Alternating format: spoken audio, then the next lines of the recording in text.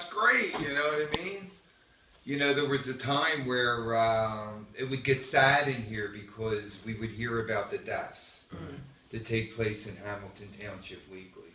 And I would say, bro, can you stop telling me that? Like, you know what I mean? Because it doesn't have to be that way. Like, you know, Johnny was talking about, there's a lot of, you know, services that you can get here. You know, and there's beginnings, and the beginning was created because you were broken. You know, and now you're just so glad that that desperation has turned into a gift, because that's what's happened. Absolutely. And now you just surrender to the process because you realize that no one else can run. You can't run your life. Very true. You need some direction. So that was sort of like a summation of what you said, and I think I hit the nail on the head. Absolutely. A summation. A summation. Point that out. Do you have Look, I alphabet mean, you know- soup at the volume or what? Well, you might not realize that, but I think about this, what we do here, even though it's not organized and structured.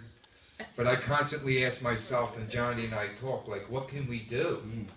What can we do to better carry this message, to better be in service, to better, you know, let people listen? You know what I'm saying? Because we don't have any kind of advertising. It's all word of mouth. People that know us know that we do this. And we have a whole lot of support. But the reason is that I should have been dead, and I'm not. And I think people need to hear that. And maybe you should have, or maybe you should have, All of us. or maybe you should have, but you're not. You're here with us. So, who's next? I mean, eeny, meeny, miny, mo. Mo already went. Now it's Meanie. Now wait a minute. Are you nervous? Wow. No? Who isn't nervous?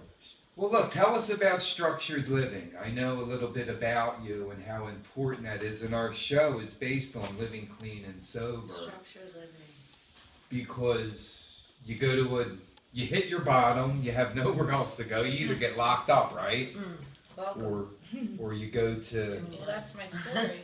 Well, let us hear. Let us hear. Let us hear what happened. Hi, I'm Allison. Hi, Allison. Hi, Welcome to the guys. show. Welcome. Thank you. It's a pleasure to be here. You know, I've heard about this show for a very long time. I actually had the privilege of being on a show previously, and it's crazy. I was like I had like 9 months. So that was. How much do you have now? 2 years. Nice. And almost 4 months. Incredible. Congratulations. Right? Amazing. I remember I got 2 years. I said, "Who does this?" It was unreal. Like, I just couldn't believe that I actually had multiple years in recovery.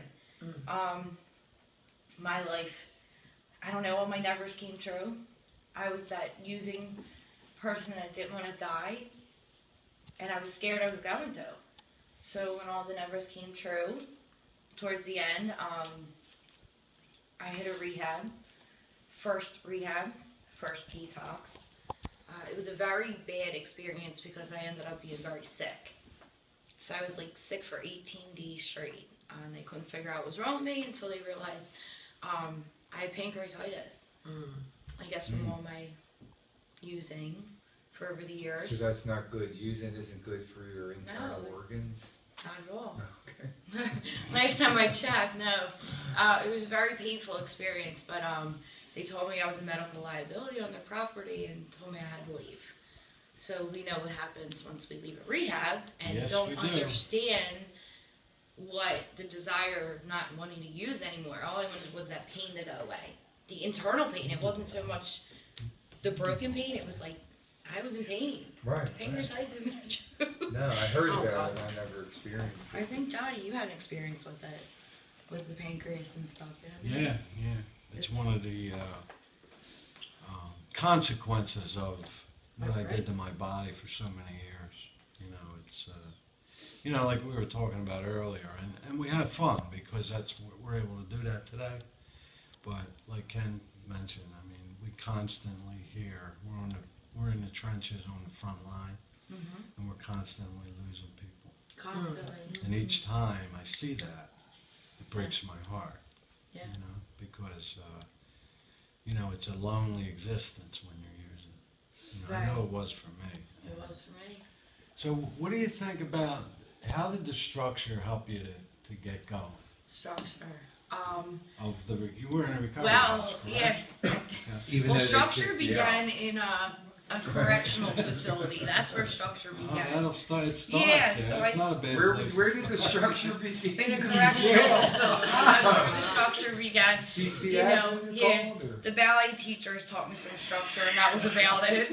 No, I didn't like rules, and I didn't follow them. But I figured once I ended up in that facility, I said, "Well, I think you better start following some rules."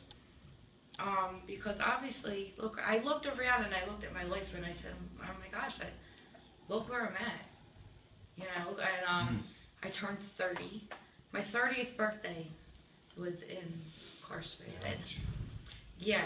And they didn't get you a birthday cake, right? Actually, they made me call Did they have everything. cake? But it was the most, let me tell you, it was the most unforgettable birthday I will ever have. Because I was in I was in a place where I needed to be. It was crazy, where I had acceptance and had no clue of recovery. I just accepted that this is right where I need to be. If I'm not here, I'm going to die. So, I found some recovery, and then, the recovery house structure, rules, curfews, get a job. Drug testing. That's a big one. Yeah. Hold accountable. I'm like, yeah. That was like, that I test. feel on the spot now. I know, but that test was like the least of my worries. That was like the one test I always was knew I hard could for me. pass. It's a good feeling, isn't it? Oh God, I stare at love that that. every time. I'm just like, can I just see it? You know, like when you get a job, it's not the drug test you're worried about, it's the background check you're worried about, These days, yeah. right? But this recovery house was probably the best thing I ever did for my recovery. So Met a few friends. I met a people to few go to friends. I'm meetings actually with. sitting There you here go, with a yeah. couple of them. One was played a big part in my recovery, and I think I'm so grateful for that. I don't know. I just did what I was told because obviously what I was doing. You listen? You're kidding. I listened. That's great. Wow. Another miracle. I'm not It's saying- happening right around. What us. happened? Because you listened. I'm still here. And she got better. It's not easy. You know what? It's not easy. And I think in the beginning, it's a lot easier because you live in this house, you know what I mean? Live in a home with a bunch of women, and all you have to do is make sure you go to work, pay your rent, and go to meetings or whatever they offer you, And once you have to move on to the real world and actually grow up and be an adult. And life shows up, and said with the deaths and just life. It's Not to mention the bathroom lines. With 15 women in the house trying Yeah. to get ready for work, Yeah. showers, makeup, blow dry their hair. Come on, you need a ticket. I mean, you know what I'm saying? That I is nothing actually- be challenging. Yeah, very exactly. challenging.